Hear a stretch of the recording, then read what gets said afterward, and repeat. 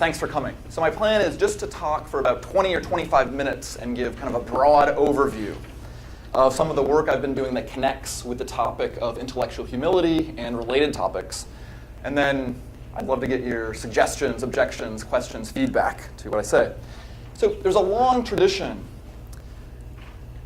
which has the following idea. If our goal is to better understand various virtues, whether we're talking about intellectual virtues or virtues more generally, a potentially fruitful way to proceed is by reflecting on various antithetical vices. So my approach in keeping with that tradition, trying to get clear about the topic of intellectual humility, was to look at the antithetical vice of dogmatism. And I wasn't aspiring to give any kind of reductive analysis of dogmatism or necessary and sufficient conditions or some kind of operational definition for when somebody's behaving dogmatically. But just to give you some idea of kind of how I'm thinking about things. As I think about dogmatism, tends to have two aspects. So think of the dogmatic person as kind of archetype. And then I realize it's an empirical question whether people are dogmatic in general or whether they're dogmatic with respect to some issues but not other issues. And it's for the psychologist to tell us very interesting things about that. If you think about an archetype, the dogmatic person, I think I associate two characteristic behaviors. One is that person tends to be too confident of his or her views relative to her evidence or her overall cognitive situation. But it's not just that the person's too confident, it's also the case that the confidence is very robust in the face of counter-evidence or reasons for thinking that they're wrong. Right? So the confidence is intuitively insufficiently fragile.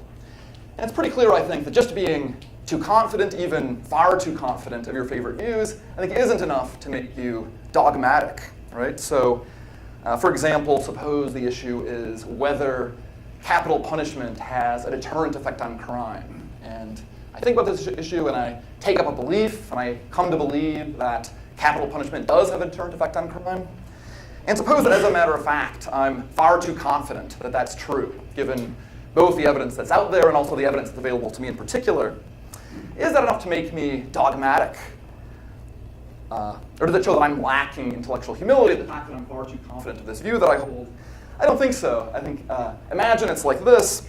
Because I'm a fallible evaluator of evidence, I arrived in this too confident state simply by making an honest mistake about what the evidence supports. Right, so I end up too confident, even significantly too confident for that reason. And we can even add this to the story.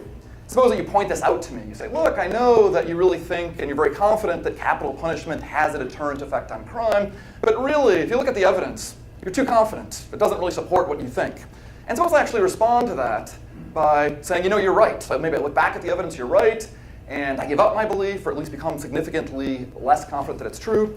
In that case, I think if that is the correct story, the correct thing, what's actually going on, then I think even though initially I was far too confident of this belief, I didn't hold the belief dogmatically. Right? It's not just that. It's not like I stopped being dogmatic. I never was dogmatic, even at the time when I was too confident this thing was true, precisely because I was disposed to change my mind, as opposed to disposed to cling to the belief once I'm, encounter resistance. Right?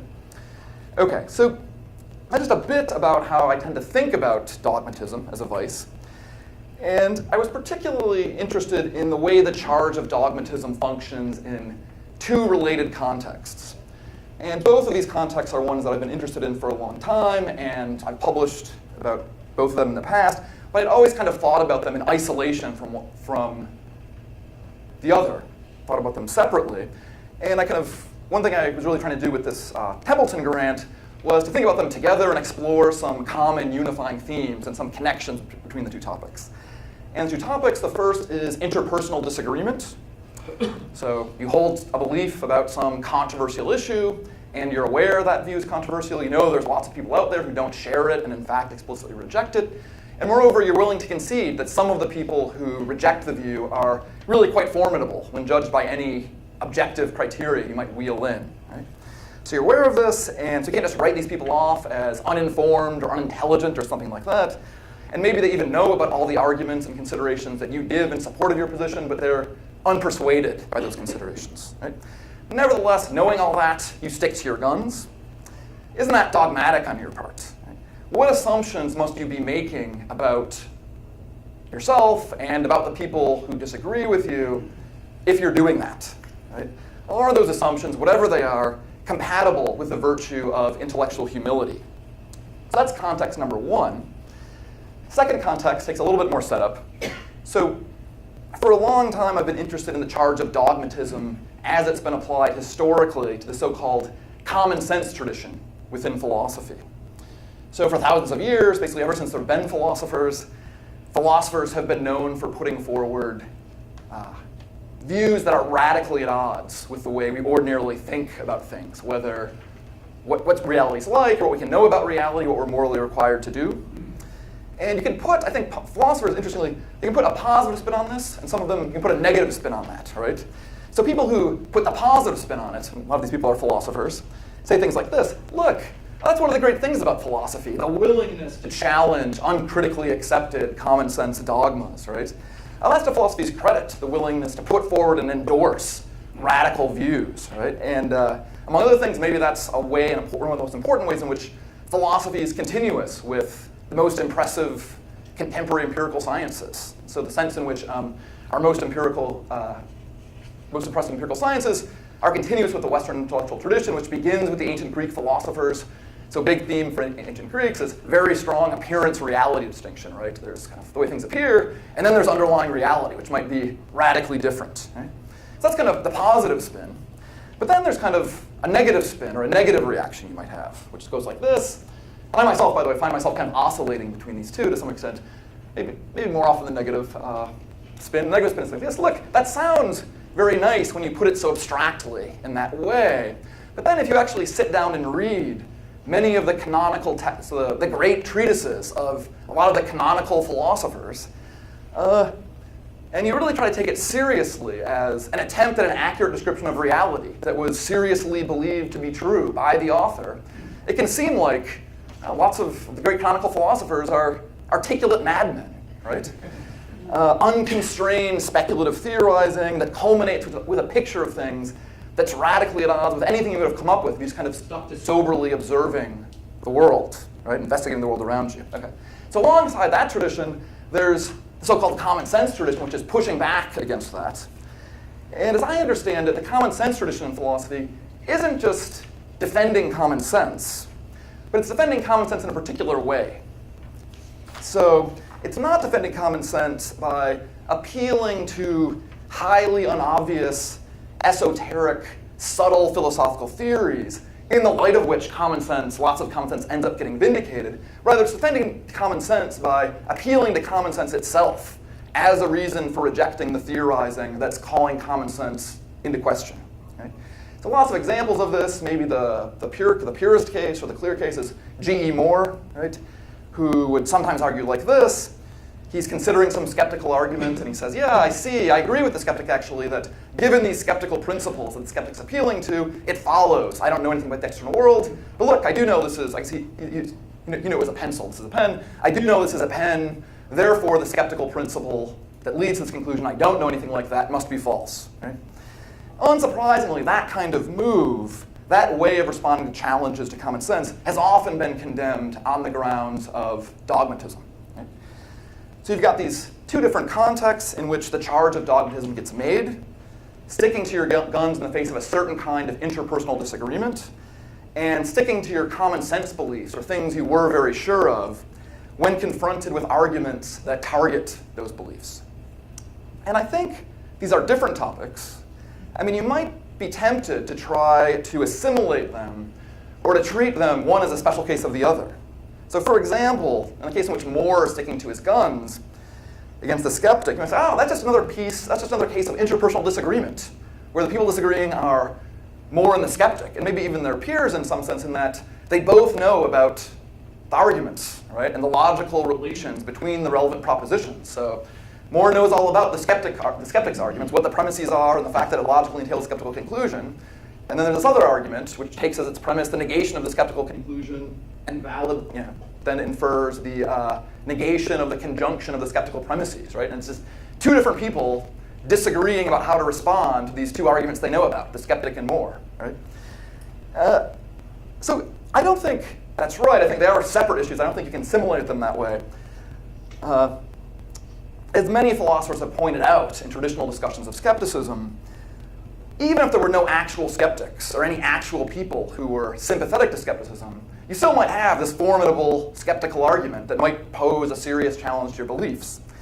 On the other hand, in the interpersonal disagreement case, it seems like you often are getting skeptical pressure from the actual existence of other people out there who disagree with you. When you discover that, look, and maybe all along you knew that, sure, it's possible that somebody could have come up with a different answer, and maybe it's possible that someone who has certain general epistemic, in some sense it surely is possible that someone who had general epistemic virtues to a high degree came up with this different answer, but then you actually meet somebody, an actual person who did that. You seem to get some skeptical pressure from that as opposed to the hypothetical possibility, right? So, although I think these are different topics and you can't assimilate one to the other, I think there are lots of important connections between them. So for example, here's a crucial issue that comes up right away in both contexts. In defending your beliefs against challenge, so you've already got the belief, and defending it against some kind of challenge, whether the challenge is being provided by a skeptical argument that you just become aware of, or by the fact of interpersonal disagreement, what are the norms, what constraints are there on the kinds of considerations that you get to appeal to in attempting to parry the challenge? So in the common sense case, Moore thinks it's perfectly legitimate to take the negation of the skeptic's conclusion, or the radically revisionary philosopher's conclusion, and treat that itself as a reason for thinking there's something wrong with this argument. A lot of people say, no, that's not legitimate. You need some independent reason, right? You can't just say, there's got to be something wrong with the argument. Even if I can't tell you what is wrong with the argument because it's got this false conclusion, that's my reason for concluding there's something wrong with it. A lot of people thought, no, you need some independent reason for thinking one of the premises is false, or there's some kind of fallacious step in the argument, or something like that. You get something very similar in the interpersonal disagreement context. So you can imagine someone reasoning as follows. Well, this proposition P is true, but there are all these people out there who disagree about that, who think not P is true. And that's kind of surprising, because a lot of those people seem very smart, and I would expect them to get the right answer. But P is true, so they must be making a mistake somewhere, even if I can't tell you in particular cases what's going wrong with them, right? And in the disagreement literature, you find people explicitly arguing that kind of reasoning is never legitimate. So people like David Christensen at Brown and my colleague Adam Elga think you always need some kind of independent reason, a reason that's not connected to the dispute at issue, in order to discount the other person's opinion. And like Ernie, and I've written about this, these independence principles. I mean, that's quite central to the disagreement literature. Okay, so that's just one example of the kind of issue that comes up in both contexts. Which of your beliefs can you legitimately appeal to when you're defending your beliefs against challenge? When you need an independent reason, and when, if ever, is it okay to appeal to the belief under attack? Okay, so what do I end up saying about all this? Difficult to say very briefly in a very abstract level, but let me give you something of a flavor of how I come down on it. And it's always tempting, I think, to present one's views as the sensible mean between extreme positions. And I confess I kind of tend to think of my view in this way. So on the one hand, I argue in this work that there are no general norms of belief revision that would allow us to treat even fundamental convictions as, in principle, immune to revision in the face of argumentative or interpersonal challenge. So properly understood, intellectual humility requires us to adopt the attitude of the fallibilist, even with respect to extremely fundamental convictions. And really the central part of my case for this is a critique of what I call greater certainty principles. So what are greater certainty principles? My name here isn't a great one because I'm naming the genus after the species. So I'd appreciate if somebody has a better name for this. But greater certainty principles are principles that have the following form. Principles like this. In resolving conflicts among your beliefs, favor the more certain over the less certain. Or favor the more plausible over the less plausible. Or favor the beliefs you're more confident of over the beliefs you're less confident of. And I've always been very interested in principles like this for a number of reasons. Most relevant here is principles like this have often been endorsed by philosophers in the context of suggesting that there's some way in which it's inevitable that the skeptic or the radically revisionary-minded philosopher is going to lose. And the idea here is something like this, and this is partially reconstruction on my part, but I think this is plausible reconstruction, is think about the best case for the person arguing for the extreme conclusion. So what would the best case involve? I'll just talk about the skeptic, but of course there's other, let's make it seem like it's about epistemology, but of course there's other kinds of radically revisionary philosophical views. The best case might be something like this. Suppose the skeptic actually succeeds in giving you a valid argument from premises that you already believe. So that'd be a formidable skeptical argument. I give you premises that you've believed up until now, and from them it really does follow that you don't know anything about the external world, or something like that. Right? So even in that case, what looks like the best case, does it follow that you should believe the skeptic's conclusion? No, it doesn't follow, because as Moore and others have pointed out, look, you also believed all along the negation of the skeptic's conclusion. So now, what the skeptic succeeded in showing is there's an inconsistency in your beliefs. From these things that you believed up until now, it follows you don't know anything about the external world, but you have thought all along that you do know something about the external world. So now there's this issue, how should you resolve this conflict? Are there any general rules that you could appeal to or use in this situation? And the thought here that people have, I take it, is if the rule is something like, suppose it's favor those beliefs which you're more confident of or you're more certain of, and it turns out that some of the common sense convictions are at the very top of the list, then it might be that the skeptic is out of luck, right, from the get-go. Because when you apply the rule, it'll always tell me to give up on some premise the skeptic's appealing to, as opposed to the things that rank highest on this dimension.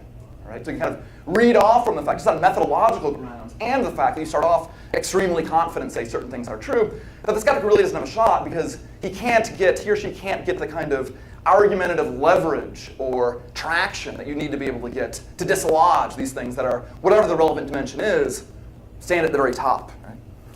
And moreover, I think if this picture of things were right, it looks like it might also provide support or the potential materials for adopting a consistently unyielding response to interpersonal disagreement as well. So consider the following practice for responding to cases of disagreement with a putative peer or a putative superior. So whenever you discover that some view that you're relatively certain of is contradicted by someone whom you've regarded as a peer or superior up till now, drop the view that, hold on to your belief about the issue, and drop your view that the person was your peer or superior, right? Revise in that way. So, right, you can say, well, it seemed to me that Ernie Sosa was at least as good or better than I am at thinking these things. That's what I thought about all along. But now that I see that he thinks this about this particular issue, turns out I was wrong. Not about this issue, but about thinking Sosa was very good about thinking about this kind of thing, right? So imagine that kind of thing, right? But I argue, despite their popularity among at least some philosophers, there's no greater certainty principle that's both true and substantive, where substantive means something like something could provide useful advice in this situation of uncertainty or trying to figure out how to resolve the conflict. And my diagnosis, so that's a lot of kind of picky argument, looking at all these different proposals and slight variants of them and so on, so the kind of the proofs in the pudding for on that one. But the idea, and I have this diagnosis, that the idea that there is some such principle is in many cases a result of subtly sliding back and forth between principles that are true but trivial on the one hand, and principles that are substantive but false on the other. So I think that greater certainty principles, let me just make that more concrete. Take the certainty version of the greater certainty principle. Always favor those beliefs of which you're more certain over those of which you're less certain. So you can distinguish different kinds of certainty. One sense of certainty, it means something like, I'm certain something's true just in case I'm extremely confident or perfectly confident that it's true. And I think if the principle is understood that way, it really would, if true, provide kind of a useful recipe, if it were true, in these kinds of contexts. And if it were true, I think it would be very helpful to the common sense, the person who's using common sense responding to the skeptic, right? Because, gee, I just introspect and consider how confident I am that I know something about the world versus how confident I am that this skeptical principle is true. And I find, I'm not infallible when it comes to making comparative judgments about how confident I am that various things are true, but I'm pretty good at it. And who is a skeptic to tell me that I'm more confident that his principle is true than that I know something? It seems like, no, I really can be confident that I'm more confident in this way. So if that was the norm, I think it would be useful. It would rebut the skeptic, but I think it's not true. It's not the correct norm. On the other hand, if you read the certainty norm, not in terms of psychological certainty, but in terms of evidential certainty, then I think it comes out true, but it ends up being something like, accept whichever belief it's more reasonable to accept, all things considered. And I think everybody's going to accept that one. I think the skeptic, there's no real reason for the skeptic to resist that one, but of course the skeptic just has a different view about what it's more reasonable to accept. Right? And that's kind of the general strategy is the ones that are true collapse back into something equivalent to accept whichever one it's more reasonable for you to accept given your overall epistemologic situation. And I think that's true, but it just ends up in the back and forth just asserting it is more reasonable for me to go with common sense rather than this. Right? Okay. Now, okay, so that's the rejecting one extreme. On the other hand, I also think that even if you lack independent grounds for discounting an argument or the conflicting opinion of another person, that is, you can only respond in ways that intuitively beg the question by appealing to the very things that are under attack, it doesn't follow that you're being dogmatic or you're subject to any kind of legitimate criticism. So I think there are cases in which the following kind of reasoning is perfectly kosher. The conclusion of this argument is P, but P is false. Therefore, there must be something wrong with the argument. Right? Similarly, there are cases, the interpersonal disagreement context, in which it's perfectly kosher to reason as follows. P is false. To the people who believe P are getting it wrong. They're making a mistake somewhere. Even though I don't have any independent reason for thinking that. My reason for thinking that is just P itself. And the general strategy here is to argue that proposed normative principles that would condemn that reasoning in general on the grounds of dogmatism or begging the question are incompatible with a fundamental principle of rationality to which we're all committed, namely the principle of total evidence, which requires us to take into account all the relevant evidence we've got as opposed to some proper subset of that. And I think once you take that seriously, it's hard to endorse principles that would have you set aside a piece of your evidence as, well, if you appeal to that, you'd be begging the question. But a lot to be said about this. That's just the general outline of the argument. Okay, so in this way, my account of what intellectual humility requires of us is in some ways less demanding than some initially plausible competing accounts. So it's not that I would disagree with the song that, Lord, it's hard to be humble, but my view, I think, will say in certain cases the person's not being dogmatic isn't showing a lack of intellectual humility. In cases, across a range of cases where other views will say the person is because of the way they're reasoning. And I think that these other views that I don't like, often depend on mistaken views about the nature of dogmatism. And so let me mention one mistake about dogmatism that I think makes a difference to both of the cases that I'm talking about. I think it's extremely natural to think about dogmatism as what I call a formal vice. So what's a formal vice? A paradigm of a formal vice, in my sense, would be the moral vice of hypocrisy, or at least hypocrisy is it's very natural to think about it. So I was talking about some of these ideas a while back at a talk at Brown University, and so this is one of the many reasons philosophy is hard is nothing is kind of safe. Being like, okay, let's use hypocrisy to illustrate this. But then the question and answer session is like people were kind of pushing me. It's like maybe hypocrisy is actually much more complicated than we might think. So, but anyway, here's a natural way of thinking about hypocrisy. Look, it's just someone who demands that other people respect putative moral standards that he himself transgresses is guilty of hypocrisy. And that's so even if the putative moral standards that he transgresses aren't genuine moral standards at all, right? So he might have false beliefs about these moral standards. These aren't actual moral standards, so his actual behavior isn't morally wrong, at least at first order level. But nevertheless, he thinks they're genuine, and he criticizes other people, expects other people to conform their behavior to them, and he doesn't, right? That kind of person is genuinely hypocritical, can be correctly described as hypocritical, even if the putative moral standards aren't genuine, right? So because of that, you can be in a position to recognize that someone's behaved hypocritically without taking a stand on substantive and potentially difficult to adjudicate questions about what the correct moral standards are, or whether this putative moral standard is one among the genuine moral standards. And I think it's very tempting to think of dogmatism and certain related intellectual vices, like maybe bias, in the same way as a formal vice. What would it be to think of dogmatism as a formal vice? Or it'd be something like this.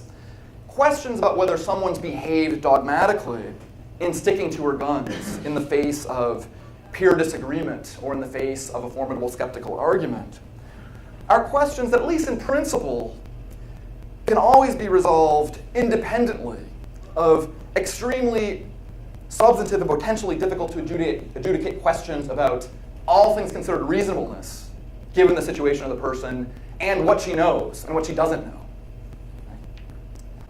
That's a mistake. Dogmatism, unlike hypocrisy, isn't a formal vice. And I think if that's right, and once we appreciate that and keep that in mind, you clear the way for a more discriminating account of the situations with which I'm concerned, on which what intellectual humility requires of a believer frequently depends on features of her overall cognitive situation that are in effect treated as irrelevant by alternative views.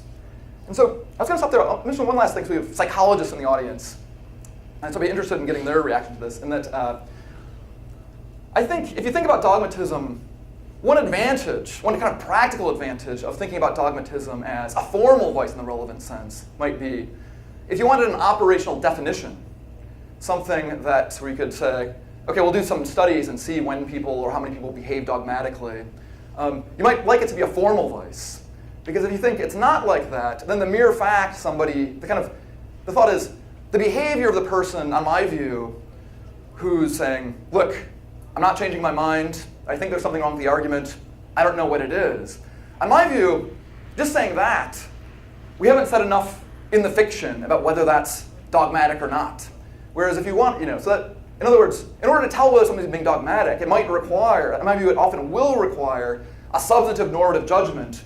No, even though she's got that argument in front of her, she still knows such and such, and that's why it's okay for her to reason in the way that she is. If she didn't, what looks like the same behavior would be correctly described as dogmatic.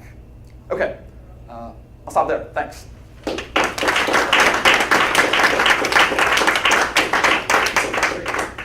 take questions. Sorry. Yeah, you. Thank you very much, Tom, for an interesting talk. You may not want to go here, but I'm just wondering if dogmatism is not a formal vice. Presumably there's some criteria that are more substantive that differentiate when standing by the non-skeptical or non-revisionary views of Hagel's. I'm just wondering if you could fill out some tentative thoughts about what might differentiate the cases where that kind of formal reaction is appropriate when it's not. Good. So I'll give you a more concrete case where I think and this isn't David Armstrong talked about this case too, where I think it's not dogmatic. So think about Zeno's paradoxes, which purport to show that motion is impossible. And then take some, and it might be that given the state of mathematics at the time of Zeno, mathematics and philosophy and so on, none of Zeno's contemporaries would have been in a position to give any respectable critique, non-question-making critique of Zeno's arguments for the impossibility of motion. Nevertheless, but imagine one of Zeno's neighbors who reasons like this, look, here's this argument for the conclusion motion's impossible, but motion is possible. Therefore, there must be something wrong with this argument, even though I'm not in a position to to tell you what it is. I think that's actually a good piece of reasoning.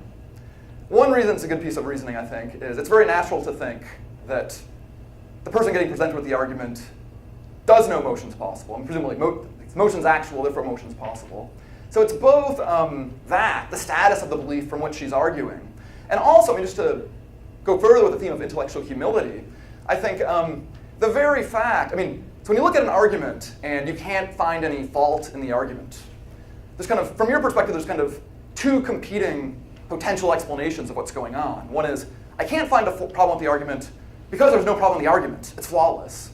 Alternatively, there is some flaw in the argument, and I'm just not sophisticated enough, smart enough to see it.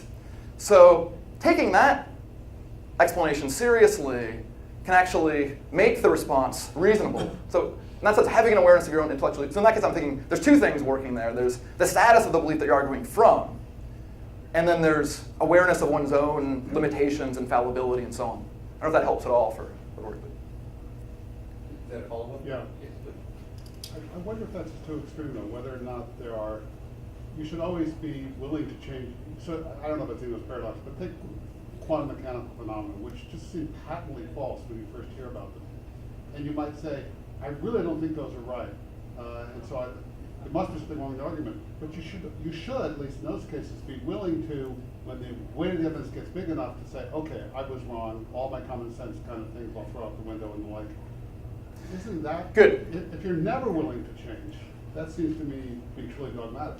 Right, so I agree, never willing to change is dogmatic, right? Notice the way you put it, and this is, I mean, so let me find this unsatisfying aspect of my view, but this is actually how I think what the truth is. You said, when the weight of the evidence gets strong enough, then it's not reasonable to respond in this way. And in my picture, here's the evolution, is when you know the proposition you're arguing from, that puts you in a stronger position than if you don't know that proposition. When the weight of the evidence for some proposition that's incompatible with the proposition that you're arguing from gets strong enough, you don't know it anymore. So you're not in a position to reason from something that you know. So that's why I say that it's kind of, it can be opaque from the inside, right? A case in which you're not subject to the charge of being unreasonable or dogmatic can feel a lot like a case in which you are subject to that charge. But on your example, I'd say, yeah, at a certain point, and it might be difficult to say when this point is, even from a third-person outsider perspective, if the evidence gets so strong that the belief you're arguing from no longer has a certain status, then it would be dogmatic at that point to reason in the relevant way. Okay. Yes. Yeah, thank you very much. So you touched this in your talk that sometimes disagreement is between real opponents, and other times it's really about tension within your own set of beliefs. So that's probably the best way to view this, the dispute between Moore and skeptic, that in fact it's just a paradox, and there are these two plausible premises that seem to lead via two-line reasoning to this unacceptable conclusion. I think you're absolutely right in pointing out that that is a rational stance, when you just project the conclusion without knowing where it went wrong. To give another example of that, so Frank Jackson, okay, so for a long time, so nobody convinced himself that Abrahamism is true, he still had this devastating objection, the knowledge argument, and he just couldn't see what was wrong with it, right? He thought the conclusion's got to be false, but he just couldn't see. It was committed to the premises and thought the reasoning's fine. And I think that's not a dogmatic response. It's perfectly legitimate to think that it's gone wrong somewhere. He just couldn't detect that. It took a long time to think about that. Eventually, he came up with something to do with intentionalism. So, but as I agree with you, it's just really a comment that seems to be a perfectly rational, non-dogmatic response to adopt sometimes to resolve, tension within your own set of beliefs. Right. So I think this kind of thing happens. I mean, it's hard to talk about these particular cases, these particular individuals, what was going through Frank's head, and so on. But yeah, and one thing I want to emphasize is it's consistent. It's not as though, even if you like the Moorean response in certain contexts, it's consistent with that saying, look, Moore's not giving you everything you want, because ultimately, so even if you like the Moorean reasoning, you still want to know, to the extent you did believe these, and this is a point Ernie and other people have made, you want some diagnosis of why the premises look as plausible, or still look as plausible to you as they do. Maybe there's some very close, something like that. So you're not just reasoning in that way isn't kind of a satisfactory discussion ultimately of skepticism. Right. But there's still this question of what are you justified in believing at these various moments? Yeah, at some point you need to come back and say, so why did it seem so plausible in the first place? Maybe that's actually false. You need to somehow explain that way. Sorry, very interesting. And it's not as distinct as I was making it sound in the sense that there can be these interaction effects, like having a plausible, once you hit upon a plausible explanation of why something looked that way, that can increase your confidence that it is false, right? I mean, presumably this is what happens in the scientific case quite a bit, is not only is there some theory, and maybe a lot of the credibility for the theory consists in making very surprising predictions that are then verified, but a lot of times also then there's a story about, well, here's why it's not as crazy as you might have thought, and why your perceptions look a certain way in the light of the theory. Right? Yeah, follow-up. Yeah, so follow-up, actually, the last couple. One thing, Tom, that I sometimes worry about regarding your view as talked about over the last couple days is this. You know, when we talk about like the quantum mechanics case, there's a difference between cases like that and cases like the skeptic or Zeno's paradox, because that's salient to me. And the difference is that in the more philosophical cases that are often motivating some of, at least that you're using, for example, up here, it's hard to imagine getting the evidence, the increasing evidence that you might get as you look into the question is often going to involve arguments that will themselves have premises that are as controversial as the topic which you were originally interested in, right? It might, so often they might appeal to certain logical principles that might be controversial themselves, like the law of excluded middle, or alike in certain contexts. And so it's hard to know in those contexts. It seems like your view almost would predict that in philosophical cases, it's much, as it were, harder to be dogmatic on your view, and it's much in a way because I think that's we're always sort of. I think that's right. It goes with the fact, and this is something I think people don't like this because they think, oh, you're drawing some distinction between science and philosophy that can't really defend it. I think it's much easier to have our common, or views you're very sure of be undermined by empirical science than by philosophy, at least traditional philosophy where, giving you some argument.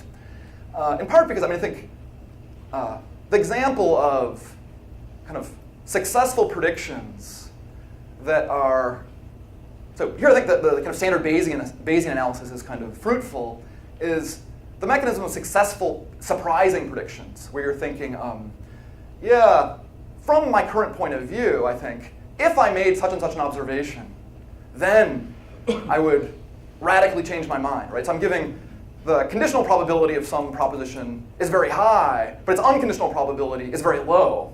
Nevertheless, when the surprising observation is made, then it makes sense for me to go, right? So just like, could anything happen right now I'm very confident that I'm not in my bed, I'm not lying in my bed. Could anything happen within the next few seconds that would make it reasonable for me to shift my credence quite radically? I think, sure, certain course of experience, I suddenly hear the alarm clock go off, feel the familiar, feel the pillow against my face or something like that. If that happened in the next few seconds, I should shift my credence very radically. Now, I'm very confident that I'm not in my bed, but that's because I think that observation won't be made. If it was, that would disturb everything a lot right away. It's not obvious to me that, in fact, I think that philosophy, in the traditional sense of like, here's an argument, that that has the same kind of suitably, has the same potential for undermining. It's much less obvious somebody could give me an argument, the next questioner, that would make it reasonable for me to think, oh, maybe I am back in my bed. And just so we know, I'm doing the finger for follow-up, stand for new questions. So more on. I'm sorry, it's a new question. New question. Well, it's on the same. It doesn't. Okay, so I think that your view has the nice possibility to defend the reasonable reaction, it seems, to certain paradoxes. But I'm not sure that what the argument is why, in your case, that is legitimate. Because just relying on, let's say, the quantum mechanics case that there's sufficient evidence, you might argue that in the paradoxes cases, like Zeno's, or even like, say, the Curry paradox, where, so just in case that's not well done, so you reflect on the sense, if the sense is true that center exists, you can use that just using more or less principles of deductive logic to argue that center exists. But the thought is that, don't they have more evidence that center exists in this case than in the quantum mechanics case? Because I'm not relying on any premises, you reason from no premises. Sorry, what's the proposition that? So a Curry's paradox, so the idea that you take the conditional, if this sentence is true, then center exists. And you just use hypothetical reasoning and the truth elimination rules conclude that Santa exists. So that's a kind of. So what's interesting about the Kerr paradox is that it relies on no premises. It's not like there's a premise from which you you just reflect on the sentence and you conclude just using the deductive logic, hypothetical reasoning, and truth rule that Santa exists. Now it seems obviously the right reaction seems to be like, well, not to accept that Santa exists on the basis of this argument. But why is the evidence not even stronger in this case than in the quantum mechanics case? Because you're not relying on empirical evidence. It's purely a priori. You're just relying on deductive reasoning or something very close to it. So you're thinking a priori considerations generally trump empirical considerations? Should be up there. I mean, because you're relying on those as well when you reason quantum mechanics that that whatever might be your example of something that's surprising there. So just looking at the strength of the evidence, it seems, isn't really sufficient to draw a conclusion. I mean, like, so in the Zeno's paradox, just to be clear, the dialectic is you're thinking that what we should be saying about this is Santa. Of course it's wrong. Santa doesn't exist. Exactly. And you're thinking that's a problem for my view because I can't. No, it's not clear. I think it's congenial with your view, but I'm not sure that simply relying on the strength of the evidence is good enough to draw that conclusion, because it seems that the evidence in this case is, as strong as the one you have for the evidence you have in Santa quantum does. mechanics. Right? Because it relies only on the things that you also rely on when you're reasoning in quantum mechanics. So at least there's an argument to be made for this, right? So Wouldn't the relevant comparison though be your evidence that Santa doesn't exist? Say what? The relevant comparison wouldn't be with your evidence in the quantum mechanics case, but your evidence for the proposition Santa does not exist. Yeah, Right. take anything, I mean, the thing about the curve, it works for any thing. So you can also conclude that Santa. Next, so but that I was having have different no contradiction. hands. Use Right, the right just, contradiction. right. So the point is that maybe something that's crucial is that some things are called paradoxes.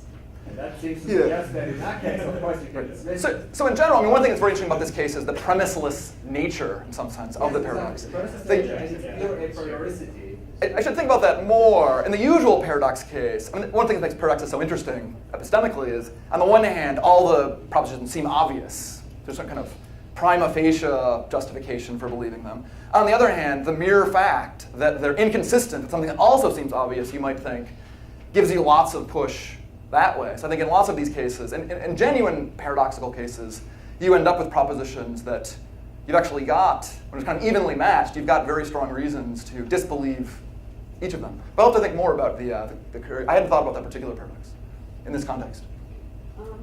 Also about paradoxes in a way. I want to defend both skeptic and Zeno. Basically thinking that what they show, when you figure out that your argument as it stands, you have no place to go. Motion is obviously possible. I see nothing wrong with this argument. This continues over time. Seems to me that what that shows is we don't have an adequate conception of motion, and we don't have an adequate conception of knowledge. If you say, obviously knowledge exists, I can't defeat the skeptic, it seems to me that points in the direction of saying, you thought you had an okay conception until you got this argument, and now instead of just saying, I'm going to kick in my heels and say, of course I know something, say maybe we've been making assumptions about the nature of knowledge that are not satisfiable. That wouldn't be that, I mean, you could say, so therefore there's no such thing as knowledge, but it wouldn't mean that there wasn't something in the ballpark that you should have been talking about instead.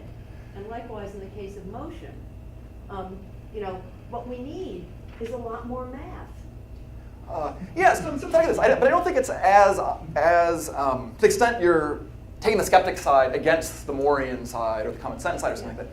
I don't think it's as clear that this kind of consideration cuts as clear that way, because you might think the Morean thinks, yeah, exactly. This is a way of learning that the views you've held about knowledge, up till now about knowledge, are inadequate.